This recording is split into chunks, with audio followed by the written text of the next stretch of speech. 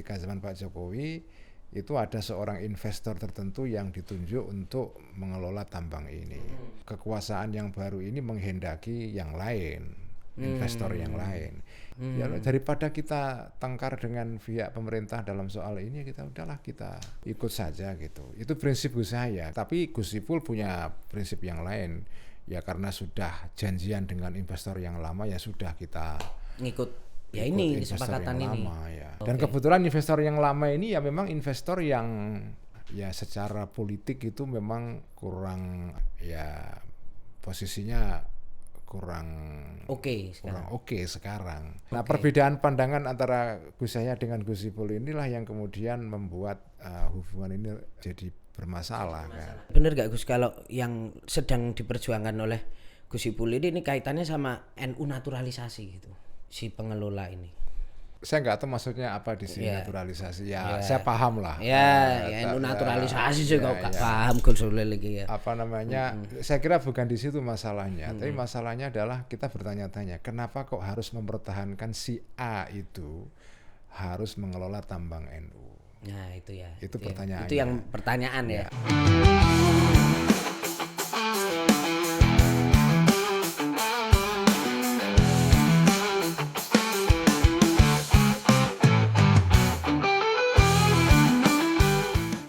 Sahabat Kompas.com, bertemu lagi bersama saya Tatang Guritno di acara Kelas Wahid unggulan nomor 1 Kompas.com. Gaspol, ngobrol gas pasti nampol. Jadi penontonnya sungguh banyak sekali. Ini menunjukkan bahwa memang NU ini memang ormas Islam terbanyak karena penontonnya jadi banyak banget nih. Iya hari ini. Tapi tidak kelihatan. Tidak kelihatan. Kayak kubu sebelah. Ya enggak ya Gus ya. Kayak kubu sebelah kayak kelihatan Gus. Namanya penonton in absentia. Ya teman-teman, hari ini kita sudah bersama Ketua PBNU Gus Ulil Absar Abdallah. Selamat apa ini Gus? Petang berarti. Selamat petang ya, terima kasih Mas. Ya. Jadi langsung dari kantor PBNU. Dari kantor PBNU setelah seharian luar biasa sibuk. Ya. Karena dinamikanya. Dinamikanya cukup dinamis ya. Cukup dinamis. Kalau menurut Ki Hasyim Muzadi, dinamika itu adalah penghalusan dari keruwetan sebetulnya. Bahasanya yang ada akademis dinamika. Ya ruwet jangan. Ruwet bahasanya. Keruwetan. Baik Gus, kita akan menambah keruwetan hari ini yang dialami oleh Gus Ulil. Kalau tadi dari konferensi pers kan yang disampaikan Gus Yahya, sebenarnya memang dalam ADART itu kan tidak ada tuh Gus yang bisa menjatuhkan atau mengganti seorang ketua umum kecuali muktamar. Nah artinya ketika kemudian ada surat ini dan lain sebagainya, apa langkah yang mungkin akan diambil dalam waktu cepat itu untuk kemudian mengkonsolidasikan gitu Gus? Ya kalau Gus Yahya sebagai ketua umum PBNU sekarang ini membuat koridor yang jelas. Jadi solusi terhadap masalah di PBNU sekarang ini ya hanya islah atau rekonsiliasi antara kubu sini dan kubu sana. Hanya itu. Karena kalau tidak menggunakan jalur islah ini atau rekonsiliasi, maka ya yang terjadi adalah opsi atau pilihan yang buruk sekali, yaitu bisa pecah kan. Tapi kan kita nggak menginginkan itu. Dualisme artinya ya. Dualisme dan ya itu buruk sekali. Kita tidak menginginkan, kita di sini artinya teman-teman atau pengurus NU di struktur formal maupun warga NU yang di luar struktur atau para warga NU kultural ya. Kan tentu tidak menginginkan terjadinya opsi yang buruk ini, yaitu terjadinya dualisme dan perpecahan. Jadi makanya jalan satu-satunya adalah islah, dan itu ditawarkan dalam pertemuan yang berlangsung 2 hari yang lalu dengan para ketua-ketua PW dari seluruh Indonesia yang bertemu di, atau bukan ketua PW, dan juga silaturahmi para alim ulama ya yang berlangsung di PBNU 2 hari yang lalu. Semuanya mereka mengusulkan agar ada forum islah ini. Lalu mereka mengusulkan forum islah ini dilakukan di Pondok Pesantren Lirboyo. Nah besok ini Gus Yahya ditimbali, dipanggil oleh Kiai Sepuh di Peloso dan juga di Lirboyo, akan bertemu dengan Kiai Nurul Huda Peloso dan Kiai Anwar Mansur ya dari Lirboyo, dan beliau ya diundang oleh Kiai Sepuh, tentu beliau pasti akan datang. Ya semoga forum Islah di Lirboyo itu bisa melerai masalah ini atau mengurai masalah ini. Gus, tapi aku tuh sebenarnya penasaran gini Gus. Kalau aku lihat sebenarnya kan PBNU ini setidaknya dalam masa-masa pilpres atau bahkan sebelum pilpres, kita ini kan melihat bahwa solid ini Gus, antara Gus Yahya, Gus Ipul waktu itu. Karena waktu itu juga kalau kita lihat teman-teman atau aku gitu ya sebagai jurnalis politik, waktu itu tembakannya kan kompak ini berdua versus Muhaimin Iskandar. Tiba-tiba sekarang ketika kemudian surat itu muncul, terus kemudian dari berbagai informasi yang tak dapatkan, kok ternyata seolah-olah ini benar nggak Gus kalau Gus Yahya dan Gus Ipul ini berpisah jalan? Artinya kalau kita bicara soal kubu seberang, itu sebenarnya yang muncul memang Rais Am gitu ya, menandatangani. Tapi di balik itu sebenarnya di situ ada kubunya Gus Ipul gitu. Ya memang salah satu epicentrum pusat gempa ini adalah ya Gus Ipul di sini. Dan itu sebetulnya masalahnya sudah berlangsung agak lama tapi tersembunyi di bawah permukaan ya. Artinya itu dapurnya PBNU lah ya. Tapi jadi masalah dapur, masalah internal yang tidak diketahui oleh publik dan kemudian meledak akhir-akhir ini. Karena itu sebagian orang atau sebagian besar orang sebetulnya kaget. Ini nggak ada apa-apa kok tiba-tiba bedunduk majegagi. Ini kan kayak Big Bang gitu kan. Tiba-tiba kok ada pemaksaan pengunduran ketua umum, ini bagaimana? Sebetulnya masalahnya sudah berlangsung beberapa waktu tapi di bawah permukaan. Misalnya yang sudah diketahui oleh publik ya, misalnya masalah administrasi internal, yaitu tidak ditandatanganinya beberapa SK.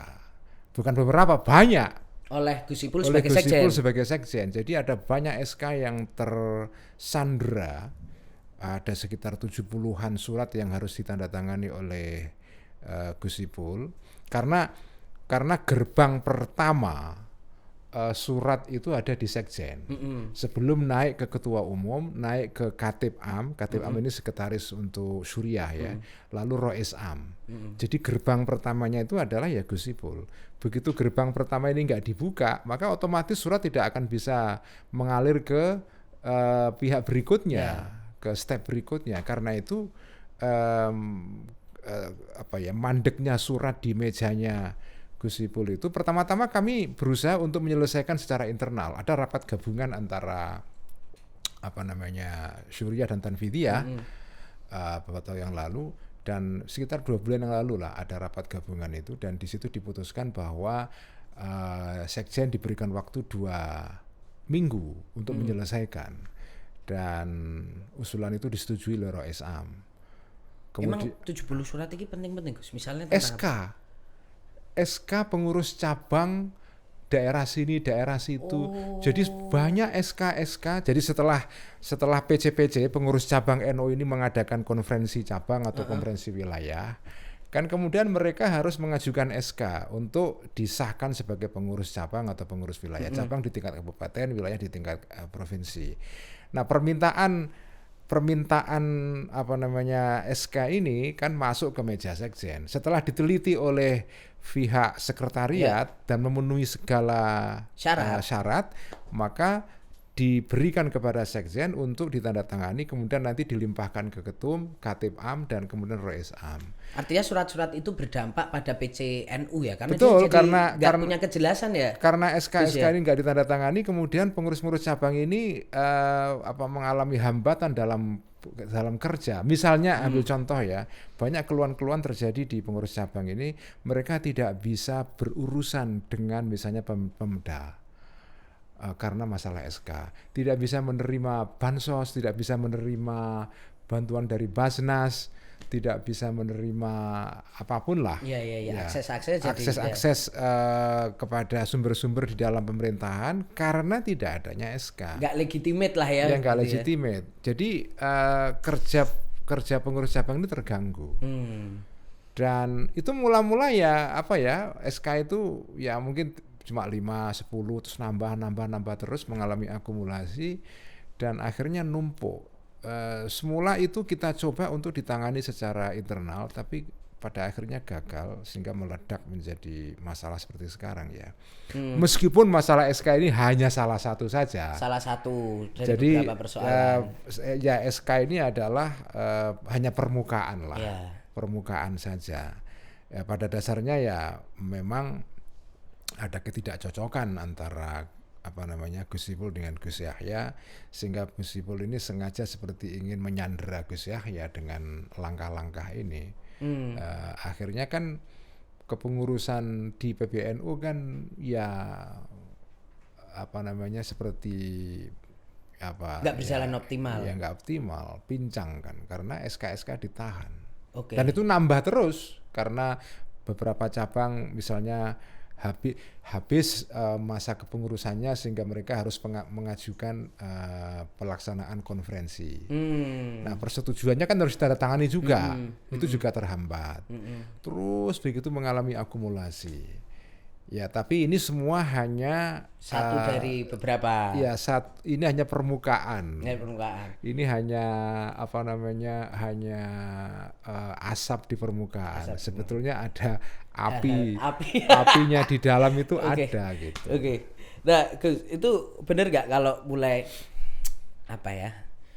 mulai terjadi persoalan ini karena sebenarnya komunikasi mulai terhambat semenjak Gus Ipul itu jadi mensos. Akhirnya di situ mulai ada hambatan komunikasi, jarang berjumpa. Sebetulnya bukan soal mensosnya ya, bukan soal mensosnya. Pada saat Gus Ipul menjadi mensos itu pertama-tama juga masih oke lah, masih bisa kerjasama dengan Gus Yahya. Tapi makin kesini kemudian makin mengalami banyak hambatan dalam komunikasi. Antara lain masalah pokoknya adalah dalam SK yang disandera itu. Ya. SK yang disandera, oke. Ya, makin kesini makin sulit ya komunikasinya dan mungkin sudah lebih dari 6 bulan. Nggak ngobrol, nggak ketemu. Bukan nggak ngobrol, tapi Gus Ipul sudah tidak pernah datang ke PBNU. Ketika rapat terakhir gabungan antara Surya dan Vidya itu ya dia hanya hadir melalui Zoom ya. Oke. Jadi makin menjauh ya. Tapi ini semua kan tidak ada yang tahu. Oke. Maksudnya pihak luar ya, warga NU sendiri juga nggak tahu ini karena ini masalah dapur internal PBNU kan. Iya. Baru sekarang setelah meledak inilah orang-orang baru bicara, kaget semua. Makanya ini tanda kutip masalah PBNU sekarang ini atau dinamika yang sekarang ini itu bagi banyak orang mungkin mengherankan. Biasanya kalau ada masalah itu kan sudah keluar dulu itu cipratan-cipratannya itu. Ada percikannya orang udah mulai baca lah. Udah ngomong-ngomong gitu kan.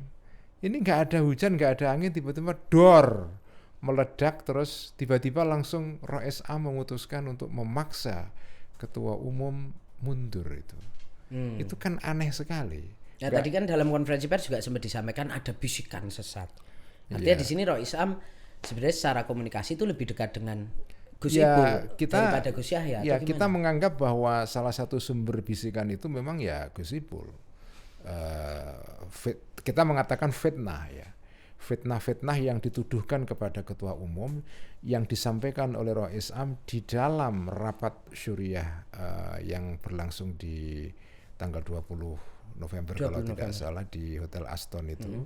Di situ ya ROSA menyampaikan informasi yang kita anggap itu semua tidak benar dan beberapa Rois Syuriah, Rois itu artinya ketua ya, anggota kepengurusan Syuriah itu para kiai-kiai yang datang di sana sebagian cukup banyak yang menuntut agar Gus Yahya diberikan ruang untuk klarifikasi.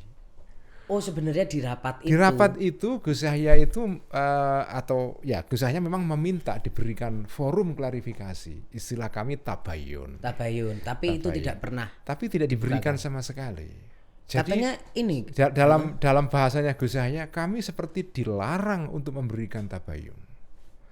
Nah, pihaknya Rois Am atau pihaknya Gus Ipul berpandangan bahwa tabayun itu sudah dilakukan karena Rois Am pernah mengundang Gus Yahya sebelum rapat Syuriah itu 2 kali. Pertama di Surabaya, di dalamnya Rois Am, yang kedua di di Jakarta di kantor PBNU.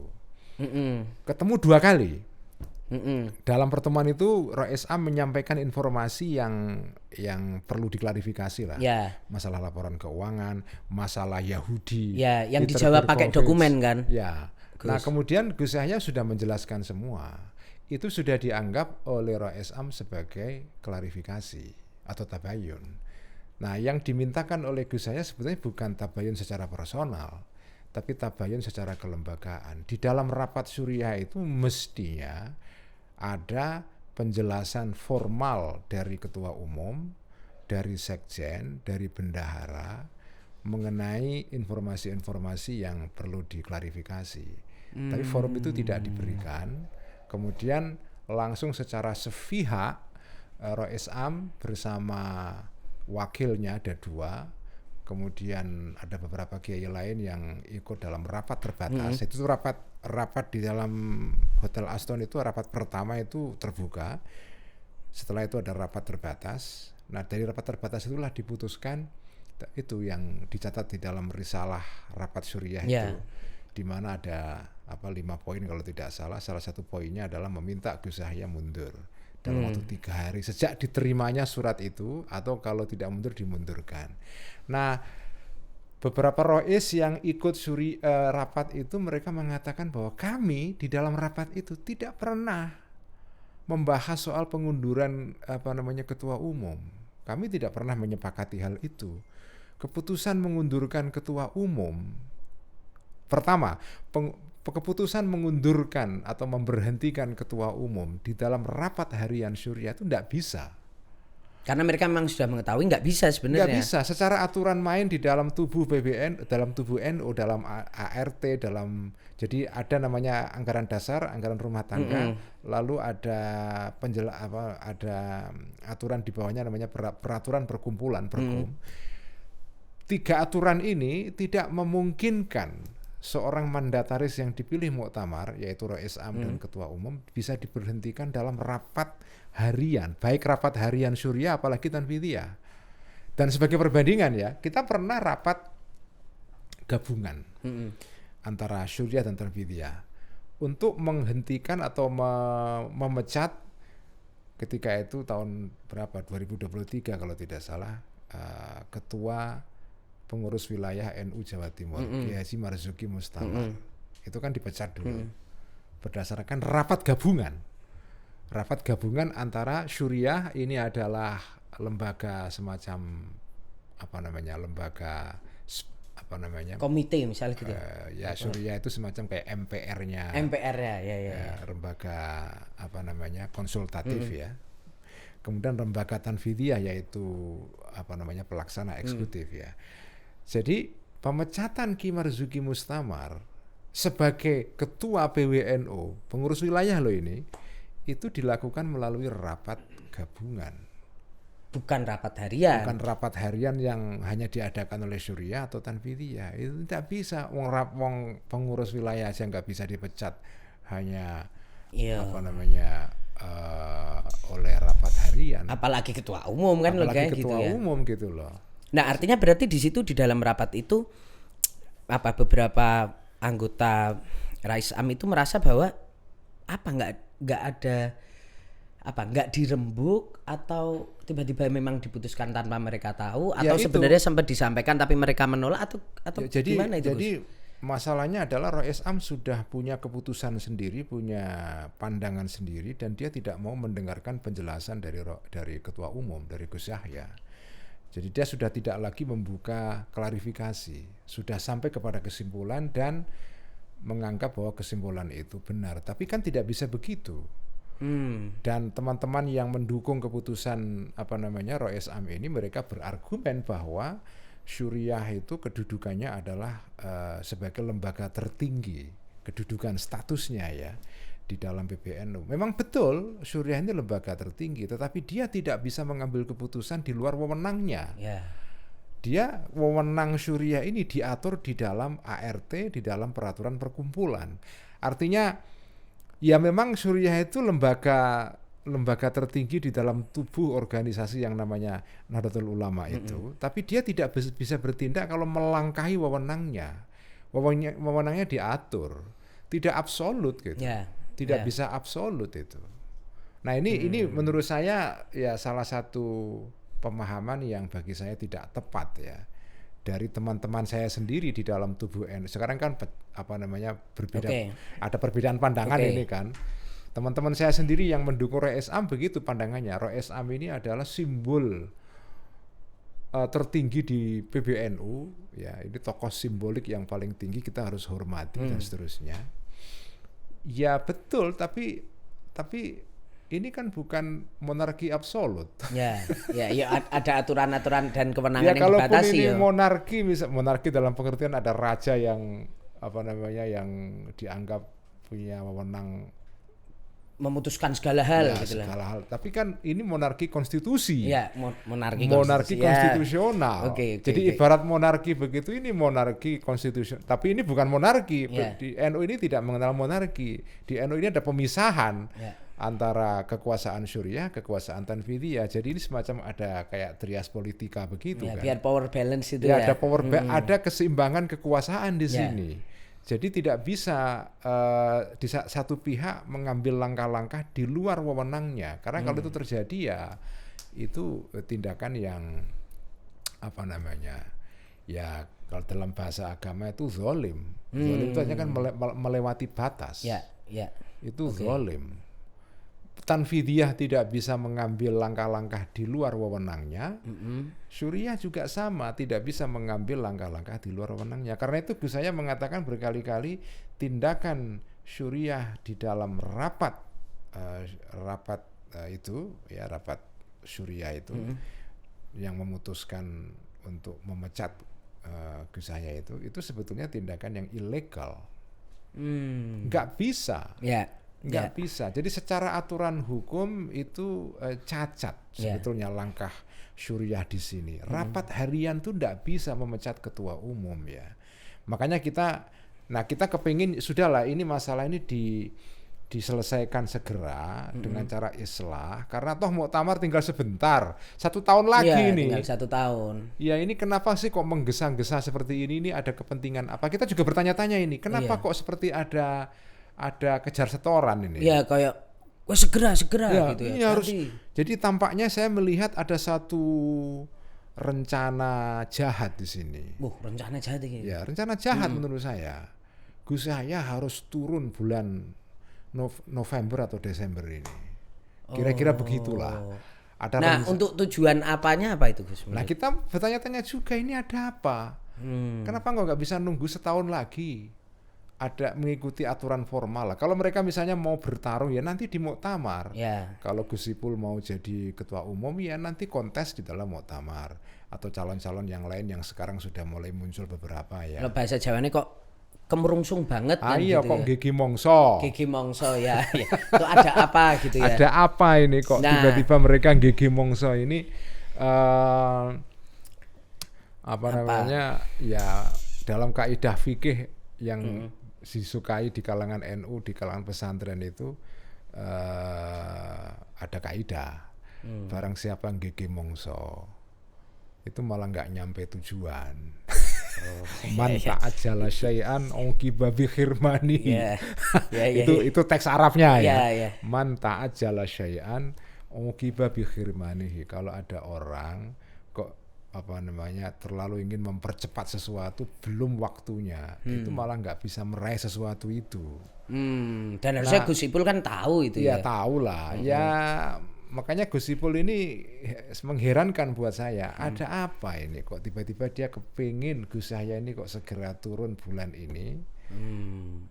Ya bulan ini Iya, November mintanya kan ini. ya berarti kan kayak kalau tadi ya hari ini tadi toh Iya, mintanya. why Kamis. November? Why? Why November. Ya. Nah, tapi GG Worksoya itu atau kemerungsungnya itu ada ini ya Gus. Sul melihat ini kaitannya ada soal konsesi tambang nggak ini? Karena kita ya namanya jurnalis kan ya kasak kusuk sana sini cari info sana sini toh. Tahu lah. Nah itu ada kaitannya sama itu gak Gus? Karena gini, yang info yang kami dapat tuh gini Gus. Sebenarnya panas dan pecahnya ini tuh memuncak persoalan akarnya sebenarnya bukan tambang, tapi memuncaknya jadi bluk itu karena persoalan tambang di mana kayaknya apa yang kan gini PBNU itu kan diberikan konsesi tambang dan tidak bisa mengelola sendiri artinya harus bekerja sama dengan pihak ketiga. Ini infoku loh ya Gus. Yeah. Nah pihak ketiganya antara yang dimau Gus Ipul sama yang dimau Gus Yahya ini berbeda. Itu benar ya? Kira-kira begitu. Jadi memang masalah tambang ini buat saya mengganggu sekali. Saya pernah bilang kepada Gus Yahya, udahlah kembaliin saja lah daripada bikin ribut di rumah kembaliin tangga. ke negara ya. Maksudnya ke negara aja, ngapain gitu loh. Ini ngapain kalau gara-gara tambang kita berseteru antar saudara sendiri, ngapain? Bagi saya memalukan ini itu. Ya tapi ya sudahlah, tambang ini kan sudah diberikan kepada PBNU dan kalau saya menyitir kata-kata seorang kiai senior yang nggak saya sebut namanya ya, kan pernah saya tanya kan, gimana menurut jenengan tuh kamu? Yeah. Bagaimana menurut jenengan kiai soal tawaran tambang pemerintah itu? Jawaban beliau, ini kiai senior nih. Beliau mengatakan, lah ya gimana ya? Ini kalau nggak kita terima nanti kita dianggap melawan pemerintah. Kalau kita terima ya jadi fitnah. Jadi ini ya menempatkan kita pada posisi yang sulit gitu. Tapi ya sudah diterima, ya keputusan kiai diterima, oke kita ikuti itu. Tapi kok tiba-tiba setelah itu ada rentetan yang tidak menyenangkan. Perkara ini bara gitu ya. Iya, jadi memang ya betul. Ya sebetulnya ini informasi sudah beredar di publik ya, karena zaman medsos ini kan nggak ada yang tersembunyi. Ini kan zaman panoptikon ini. Ya, semua kelihatan. Ya. Transparan ya. Memang begitu. Jadi Gus Yahya itu Gus Yahya itu prinsipnya adalah bahwa ya karena tambang ini tidak sekedar tambang, tapi ini tentu harus melibatkan pemerintah juga, karena ini kan tawaran pemerintah. Kita nggak bisa mengabaikan tawaran pemerintah itu. Pemerintah dulu zaman Pak Jokowi, ini kan yang memberikan kan Pak Jokowi. Ketika zaman Pak Jokowi itu ada seorang investor tertentu yang ditunjuk untuk mengelola tambang ini. Tiba-tiba ketika kekuasaan berubah ya, berganti ke Pak Prabowo. Nah kekuasaan yang baru ini menghendaki yang lain, investor yang lain. Ya kita sebagai penerima manfaat ini ya sudahlah kita serahkan saja, karena kalau kita misalnya melakukan atau tidak mengikuti keinginan itu ya repot juga. Ya daripada kita tengkar dengan pihak pemerintah dalam soal ini, kita udahlah kita ikut saja gitu. Itu prinsip saya, karena bagaimanapun kita harus mempertimbangkan juga pertimbangan pemerintah dalam pengelolaan ini. Pemerintah maunya apa? Ya. Artinya jangan sampai apa yang dimau pemerintah soal pengelolaan tambang ini sama PBNU ini berbeda gitu ya. Nah, Gus Yahya begitu prinsipnya. Nah, ternyata tapi Gus Ipul punya prinsip yang lain. Ya karena sudah janjian dengan investor yang lama, ya sudah kita ngikut ini kesepakatan ini. Lama, ya. Dan kebetulan investor yang lama ini ya memang investor yang ya secara politik itu memang kurang ya posisinya kurang oke sekarang. Sehingga tapi kalau sama yang dulu kayaknya lagi oke banget. Investor yang lama ini kalau kita jalan terus dengan investor lama ini bisa menimbulkan masalah dalam hubungan kita dengan pemerintah. Oh, sampai segitu nih. Gitu. Ya udahlah kalau gitu kita jalan dengan investor baru yang diinginkan oleh pemerintah. Nah, perbedaan pandangan antara Gus Yahya dengan Gus Ipul inilah yang kemudian membuat hubungan ini jadi bermasalah. Jadi bermasalah.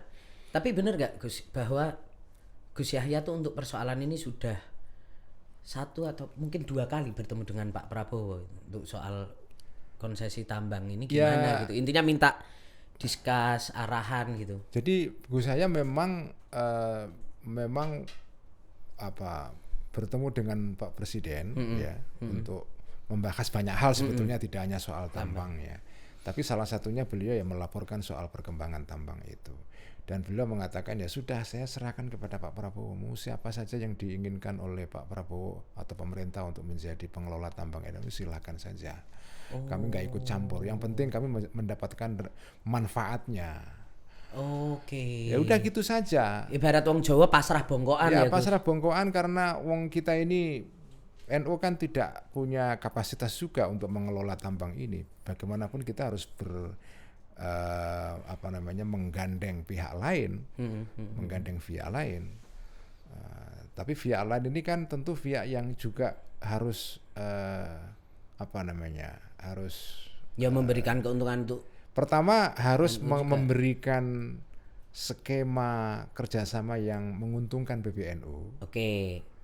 Fair lah ya. Fair ya. Kemudian yang kedua ya dia tidak bermasalah dengan pemerintah yang sekarang. Karena kalau ada masalah dengan pemerintah itu nanti dalam perjalanannya nanti bisa menimbulkan soal kan. Nah intinya ya ini saya tidak mau berbicara terlalu banyak soal masalah tambang ini. Intinya bahwa memang dari situ masalahnya. Masalahnya malah dari situ akhirnya. Ada di situ. Sehingga perbedaan ini membuat hubungan antara Gus Yahya dengan Sekjen Gus Ipul menjadi renggang. Dan saya menyayangkan ya kenapa kok tidak, prinsipnya itu adalah kenapa kita tidak, yang penting siapapun yang mengelola ini ya, yang penting manfaatnya, maslahatnya kepada NU kita terima.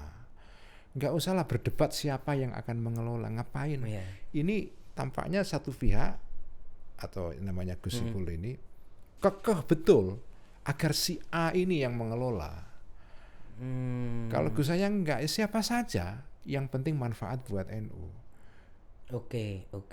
Nah, tapi Gus Ipul itu enggak. Ya akhirnya persoalan tambang ini malah jadi kayak bikin untran-untran ya Gus. Ya justru menimbulkan masalah yang melebar kemana-mana tapi masa sih kita kok ribut hanya soal kayak gini gitu loh.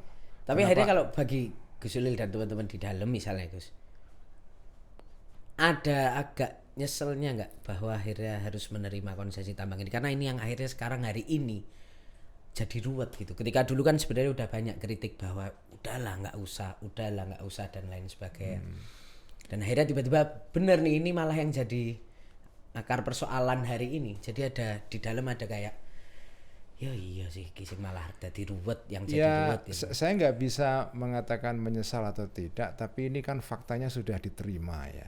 Dan memang ada resiko-resiko yang harus kita hadapi ya, marilah kita hadapi bareng-bareng dalam semangat kekeluargaan. Yang penting adalah ini dimanfaatkan untuk kepentingan organisasi. Karena toh ada kesempatan mendapatkan maslahat dari pemberian konsesi ini kepada organisasi. Kenapa sih kita tidak kembali kepada prinsip itu? Siapa yang mengelola tidak penting menurut saya. Yang penting